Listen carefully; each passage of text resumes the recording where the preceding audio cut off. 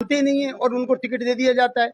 जबकि एक कार्यकर्ता 20 साल से 25 साल से जो इस पार्टी के अंदर है तो उसी को टिकट मिलना चाहिए।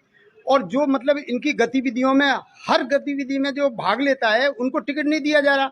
तो इससे क्या है, पार्टी पिछड़ जाती है। इसलिए इनको दिया जाए। चंद्रकला मीना ये हमारे गांव की पूर्व सरपंच रह चुकी है। इन्होंने इनका व्यवहार भी अच्छा है तथा एरिया में कार्यकाल में भी संतोषजनक कार्यकाल रहा है इनका। और ये हर गतिविधि में भाग लेती है और जीतने के पूरे चांसेज हैं कि ये जरूर से जरूर जीतेगी अगर इसको पार्टी टिकट देती है। अगर दूसरे व्यक्ति को टिकट देती है जिनको अनजान है, हम जानते ही नहीं है, कभी आए नहीं, अभी ये चुनावी दौर में पोस्टर चिपका दिए, उससे लोग बाग क्या जानेंगे उसको? न उन्होंने कभी आके या गांव की कोई समस्या का ये पूछा कि भाई इसमें क्या समस्या है। पूरे रोड बने हुए हैं, सब पूरे रोडों को खोद दिया गया है। ये क्या है, बड़ी मुश्किल से तो इसमें कीचड़ मिटा है गांव के अंदर और फिर रोड खोद दिए गए हैं जिसमें कुछ नहीं हो रहा है। यहाँ पर मतलब क्या है, छोटे छोटे गांवों में हर गली मोहल्ला जो तैयार हो चुका है उसमें रोड बन चुके हैं। यहाँ पे एक रोड बना है, इसको भी खोदने के लिए मतलब क्या है, जल विभाग जल जीवन मिशन के तहत, और इसके अंदर क्या है कि पूरे रोड को खोदा जा रहा है। यहाँ क्यों इतना भ्रष्टाचार है, कोई सुनना ही नहीं है। आप ये कहना चाह रहे हो कि धरातल पर काम नहीं हुए हैं, बाकी कागजों में कार्य हुए हैं? कार्यों में। और दोस्तों, जिस घड़ी का आपको इंतजार था वो घड़ी आ गई है। जी हाँ, अग्रवाल कोचिंग सेंटर के द्वारा अग्रवाल एसएससी कैंपस का शुभारंभ 17 मई से किया जा चुका है, जहां आपके लिए होगा उच्च स्तरीय पाठ्य सामग्री के साथ बेस्ट फैकल्टी का समागम व अध्यापन। यदि आप अपने एसएससी के सपनों को साकार करना चाहते हैं तो फिर हो जाइए तैयार, क्योंकि जब अग्रवाल कोचिंग सेंटर का हिस्सा तो फिक्र की क्या है। एसएससी व रेलवे के बैच में छात्राओं को मिलेगा 50% डिस्काउंट। ऑफर सीमित समय के लिए। एसएससी के न्यू बैच हो चुके हैं प्रारंभ, तो फिर आज ही संपर्क करें। पता Agarwal SSC campus, Kushalgarh lake के सामने, राघव बिग बाजार के ऊपर, नहर road, Gangapur city. Contact number 9777003170 और 8104172612। एक चीज और यहाँ पे हेड पंप आए, हेड पंप को मतलब घर घर के अंदर लगा दिया गया। यहाँ कोई वो नहीं है। 30-30 हजार रुपए हेड पंप आया था तो 20-20 हजार रुपए लिया है और अंदर घर पे लगा दिया सबके। और जांच कर लीजिए आपने। हम अभी आ रहे थे सपोर्टरा, यहाँ पर नारोली डांग आ रहे थे, तो हमने जब सड़कों का हाल देखा तो वाकई में सड़कें दयनीय स्थिति में हैं। और इसमें क्या कोई भी कार्य नहीं है। गरीबों को अनाज नहीं मिलता है, पैसे वालों को अनाज मिलता है। यहाँ पर यहाँ कोई सुनवाई नहीं है। कोई कहता है तो वो ऑनलाइन करवाओ। एक गरीब आदमी, अनपढ़ आदमी क्या जानता है ऑनलाइन कहाँ होगा? उसकी सुनवाई नहीं है, कोई सुनता ही नहीं है। जी, सबसे आपको बता दें कि सबसे ज्यादा यहाँ पर भ्रष्टाचार का मुद्दा। जनता का कहना है कि यहाँ पर सिर्फ खोखले दावे हुए हैं, बाकी धरातल पर कोई भी कार्य नहीं हो पाया है। गरीबों को सभी सुविधाओं से वंचित रखा गया है और जो पैसे वाले हैं, रसूखदार लोग हैं, उनके लिए सभी सुविधाओं का लाभ मिला है। आमजन के लिए, साधारण लोगों के लिए, जो पात्र व्यक्ति हैं, उनके लिए बिल्कुल भी योजनाओं का लाभ नहीं मिल पाया है। जी, आप बताएं, आपको जी आप जी एक आपको ले चलते हैं।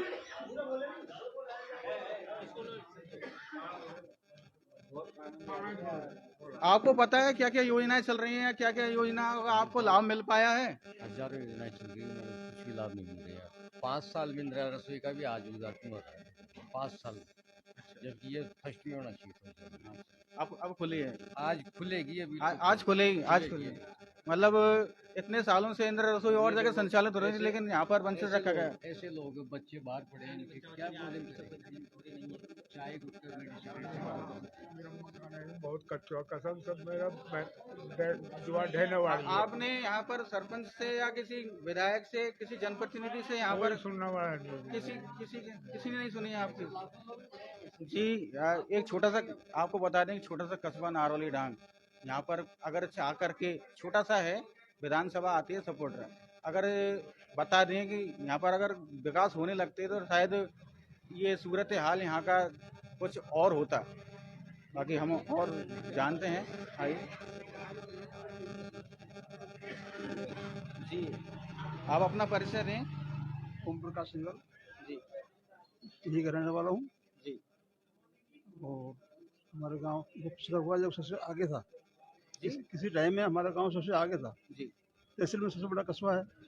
और यहाँ कोई विकास नहीं हुआ है। क्या क्या कारण रहे, किसकी कारण उदासीनता क्या- के चलते, क्या क्या जो प्रतिनिधि बन के गए उन्होंने पैरवी नहीं की अच्छे ढंग से। जी अगर चंद्रकांत जी को टिकट मिलता है तो भ्रष्टाचार गांव का विकास हो जाएगा। भ्रष्टाचार के मुद्दे पर आप क्या कहना चाह रहे हैं? भ्रष्टाचार सभी जगह फैला हुआ है भ्रष्टाचार।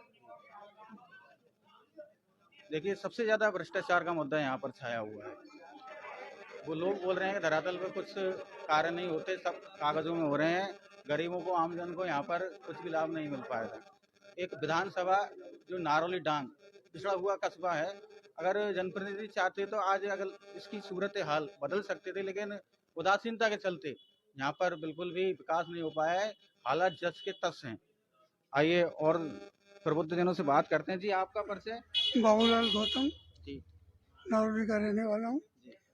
इस विधान क्षेत्र में नारौली डांग बहुत बड़ा कस्बा है और यहाँ से चंद्रकला मीणा 3 दफे सरपंच भी रह चुकी है। इन्होंने सराहनीय कार्य भी किए हैं और क्षेत्र भी इनको जानता है। अच्छे कार्यकर्ता के रूप में बीजेपी की अच्छे कार्यकर्ता के रूप में पहचान है। सारा एरिया इनको जानता है, शकल से नहीं तो नाम से तो पूरा एरिया जानता है। अगर सरकार इनको मौका दे यहाँ के तो विकास का, तो शायद विकास कर पाएंगी आशा के अनुरूप। विकास भी कर पाएंगे और अच्छा कार्य करता है ये शुरू से ही बीजेपी की। इनको मौका दिया जाए, टिकट दिया जाए। जी, देखने में ये आया था कि लोग यहाँ के आमजन हैं जो पैराशूट प्रत्याशी को बिल्कुल भी एक्सेप्ट नहीं कर रहे, बिल्कुल भी ये नहीं चाहते कि कोई भी बाहर का कैंडिडेट आए यहाँ पर और चुनाव लड़े। ये चाहते हैं कि यहाँ पर जो धरातल पे जो यहाँ के बासिंदे हैं, यहाँ पर जो समस्याओं से परिचित हैं, वो ही उनको मौका मिले, अच्छे लोगों को मौका मिले। आप बोलना चाहेंगे? जी सर, आप बताइए क्या क्या आपको इनसे आशा है और क्या यहाँ का हालत है, पहले क्या था और अब क्या है? मैं ये निवेदन करना चाहूँगा सबसे पहले तो सबसे आप पहले अपना- कि अपना मेरा बताइए। नाम जसवंत कुमार गुप्ता है, जी जलदार विभाग से रिटायर्ड कर्मचारी हूँ मैं। जी। ये सपोटरा तहसील का सबसे बड़ा कस्बा है सपोटरा के बाद में, लेकिन राजनीतिक उपेक्षा के कारण हमेशा से ये पिछड़ा हुआ रहा है। कांग्रेस की जब भी सरकार आती है वो इस गांव को पर आरोप लगाती है कि साहब ये बीजेपी का गांव है, बीजेपी वाले को वोट देते हैं। इसलिए हमारे यहाँ कोई भी विकास कोई भी एमएलए ने नहीं करवाया। हमारे यहाँ मुझे ध्यान है कि मैं सन 80 में कक्षा 10 में पढ़ता था तो यहाँ माध्यमिक शिक्षा बोर्ड का सेंटर नहीं था, परीक्षा देने हमें सपोटा जाना पड़ता था, कुड़गांव जाना पड़ता था। तो माननीय रंगजी जो विधायक थे, रंगजी लाल जी मीणा हमारे यहाँ से, उनके पास में हम गए, वो हमें भैरव सिंह जी के पास में लेके, भैरव सिंह जी उसमें मुख्यमंत्री थे राजस्थान के, और उन्होंने यहाँ बोर्ड सेंटर करवाया। उसके बाद में हमारे यहाँ आज तक कोई विकास का काम नहीं हुआ है। सबसे बड़ा कस्बा है, हर जगह छोटी छोटी जगहों पे थाने कर दिए गए। हमारे गांव में बहुत पुरानी पुलिस चौकी है, वो आज भी चौकी है। हमारे यहाँ कृषि उपज मंडी का बहुत बड़ा ऑफिस था जिसको बंद कर दिया है। हमको आश्वासन दिया कई बार कि कृषि उपज मंडी खुलवाएंगे, आज तक कृषि उपज मंडी का कोई काम नहीं हुआ। सारे व्यापारी परेशान होकर गंगापुर जाते हैं, सारे किसान हमारे बेचारे सब गंगापुर जाते हैं, सब परेशान है। यहाँ लाइट की व्यवस्था सुचारू रूप से नहीं है, सड़क यहाँ बदहालत है। हमारे मंत्री जी कोई ध्यान नहीं देते हैं, उनका सिर्फ एक ही उद्देश्य है कि ये सब बीजेपी का गांव है। इसलिए हम तो ये कहेंगे अगर माननीय हमारी चंद्रकला जी को टिकट मिलता है तो निश्चित रूप से नारौली का ही नहीं पूरी सपोटा विधानसभा क्षेत्र का विकास होगा, ये मैं आपको आश्वासन दिलाता हूँ। सपोटरा में आपको क्या ऐसा लग रहा था कि कोई चीज ऐसी बड़ी चीज आए व्यापारिक क्षेत्र से या फिर शिक्षा की दृष्टि से? हमारे यहाँ पे सबसे बड़ी व्यापारिक दृष्टि से जो बात है वो कृषि उपज मंडी के लिए हम वर्षों से प्रयासरत हैं। हमने कोशिश भी की है लेकिन हमारी सफलता नहीं मिल पाई क्योंकि हमारे साथ में नेतृत्व मजबूत नहीं है। क्योंकि नेतृत्व कहीं कमी रही थी, पूरी कमी नेतृत्व की रही है हमारे यहाँ। अगर नेतृत्व हमारा मजबूत होता, हमारे यहाँ थाना हो जाता, हमारे यहाँ कॉलेज भी हो सकता था, हमारे यहाँ कृषि उपज मंडी भी हो जाती। हमारे चौकी के अंदर 53 गांव आते हैं, सबसे बड़ी चौकी हमारे राजस्थान में, लेकिन नेतृत्व की कमी की वजह से आज तक हमारे ये गांव में थाना नहीं हो पाया। वर्तमान विधायक का कैबिनेट में अपना अहम स्थान रखते हैं जी, और शायद ऐसा भी देखा गया है कि उनकी कोई भी बात हो वो स्वीकार की जाती है, और इसी को लेकर के अगर वो चाहते तो वो चाहते हैं सब कुछ हो सकता था, लेकिन वो चाहते हैं कि गांव पूरा बीजेपी का है, बीजेपी को वोट देते हैं, मैं कांग्रेस के गांव में काम कर पाऊंगा, मैं नावली में काम नहीं कर पाऊंगा। वरना वो करवा सकते थे। छोटी छोटी जगहों पे थाने हो गए, छोटी छोटी, अब हमारे यहाँ पे एक पीएससी हुई है, वो अपने आप, ये किसी ने प्रयास नहीं किया, किसी विधायक का है, किसी मंत्री का, किसी का कोई प्रयास नहीं है, ये गवर्नमेंट की स्कीम के अंदर हुआ है। प्रधानमंत्री सड़क योजना के अंदर हमारा जो बाजार बना है उसको खोदने के लिए हमारे जलदाय विभाग वाले तैयार बैठे हैं, हम इसको खोदेंगे, इसमें लाइन डालेंगे, जबकि इस पूरे लाइन के लिए टाइटन लाइन जो है, लोहे की लाइन मंजूर हुई है, 1,30,00,000 रुपए मंजूर हुए हैं इस गाँव के लिए, लेकिन वो जबरदस्ती पाइप सीमेंट इसकी प्लास्टिक की लाइन डालकर हमारे रोड को खराब करना चाहते हैं। मतलब कहीं ना कहीं घोटाले के तौर पर पूरी तरह से घोटाला है, पूरा घोटाला है। कानून की व्यवस्था के बारे में कानून की व्यवस्था में हमारे यहाँ चौकी है, पहले हमारे बीच गांव में चौकी थी पास में, अब हमारे रोड के लिए, रोड पे आने के लिए जगह दी थी ग्राम पंचायत ने, और वहां पे वो चौकी बना दी गई। तो हमारे यहाँ वर्तमान में कोई पुलिस की व्यवस्था भी, ऐसी गश्त वगैरह की कोई व्यवस्था नहीं हो पा रही है। बिजली में हमारे यहाँ हर 10 मिनट में एक ट्रिपिंग आती है, उसके लिए जब हम उनसे कहते हैं तो कहते हैं साहब बड़ा ट्रांसफार्मर नहीं है हमारे पास, और एक्सप्रेस फीडर का नाम दे रखा है साहब, नावल डांग एक्सप्रेस फीडर है, बाजार में एक्सप्रेस फीडर है, लेकिन यहाँ मुश्किल से 5 या 6 घंटे लाइट मिल पाती है। ये देखिए, एक मंत्री जी के विधानसभा क्षेत्र में आप देख रहे हैं भंडार है, समस्याओं का भंडार है। देश 76 में आज़ादी का स्वर्णिम वर्ष मना रहा है, अमृत महोत्सव मना रहे हैं, और आज यहाँ पर एक डांग बिल्कुल सटीक बैठता है, डांग शब्द इस जगह पर। डांग में कहीं पर भी कोई विकास अब तक ये बता रहे हैं देखने को नहीं मिले, जस के तस हालात बने हुए हैं। आपको और रूबरू कराते हैं जी।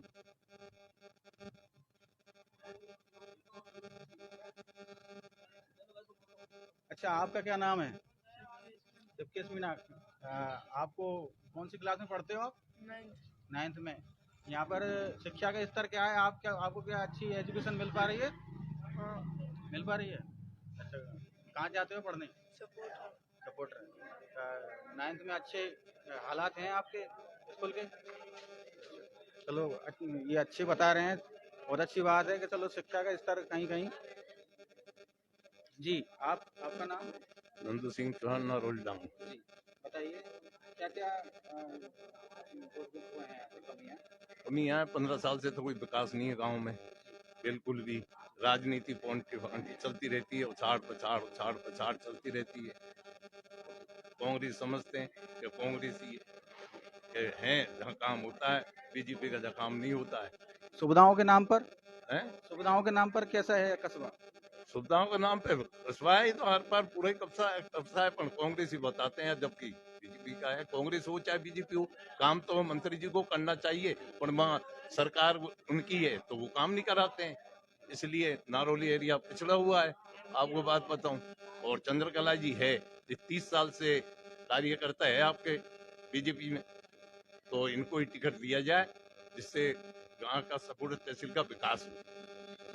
आप देख पा रहे हैं कहीं ना कहीं वर्तमान सरकार के प्रति रोष व्याप्त है यहाँ पर बासिंदों में, आमजन में, और यहाँ के जो सरपंच थी पिछले 2-3 बार से सरपंच चुनी गई हैं, वो चंद्रकला मीना जी हमारे पास हैं। आइए उनसे हम बात करते हैं।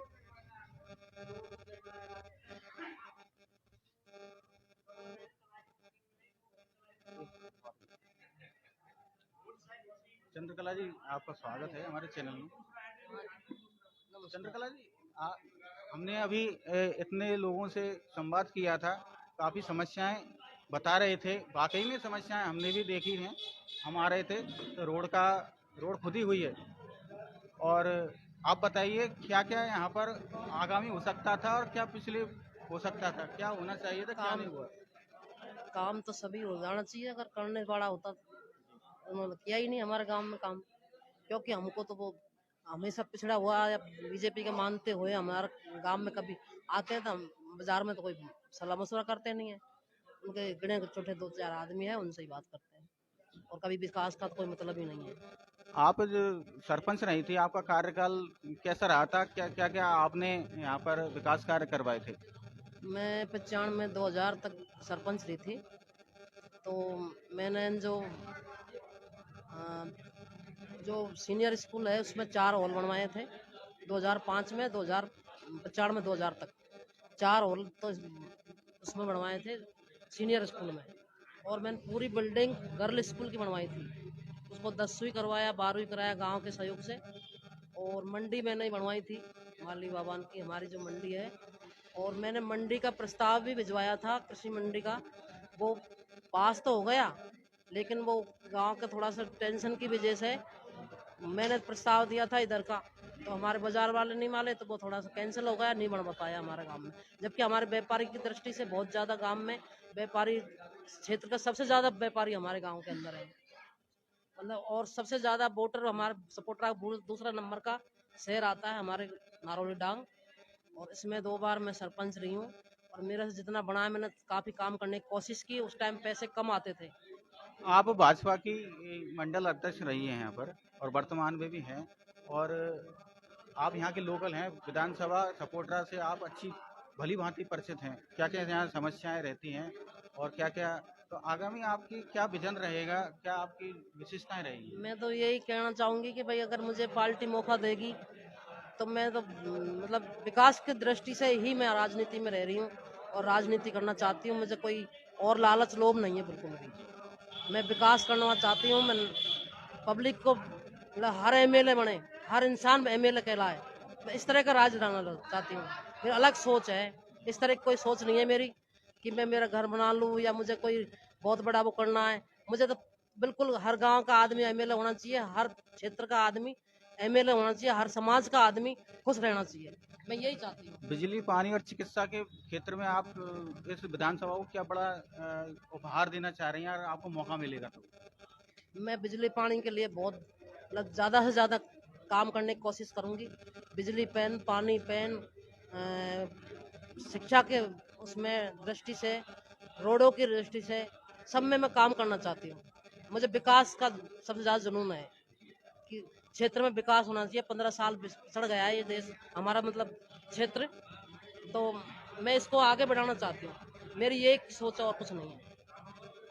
जी, ये थी हमारे साथ चंद्रकला मीणा, जो कि नारौली डांग से 2 बार सरपंच चुनी गई थी, और काफ़ी इस क्षेत्र के बारे में इनको जानकारी है। विधानसभा है, लोकल यहाँ की कैंडिडेट हैं यहाँ पर, और ग्रामीणों का कहना है कि अगर कहीं ना कहीं इनके लिए पार्टी मौका देती है तो वास्तविक तौर पर यहाँ पर विकास कार्य हो सकते हैं। हमने जो ग्रामीणों से जो फीडबैक लिया था, वो यही कह रहा था कि अगर इनके लिए मौका मिले, बाकी तो बात की बात है, लेकिन फिलहाल में ग्रामीणों का यही कहना है, और हम इनसे और इनकी राय जानना चाह रहे हैं।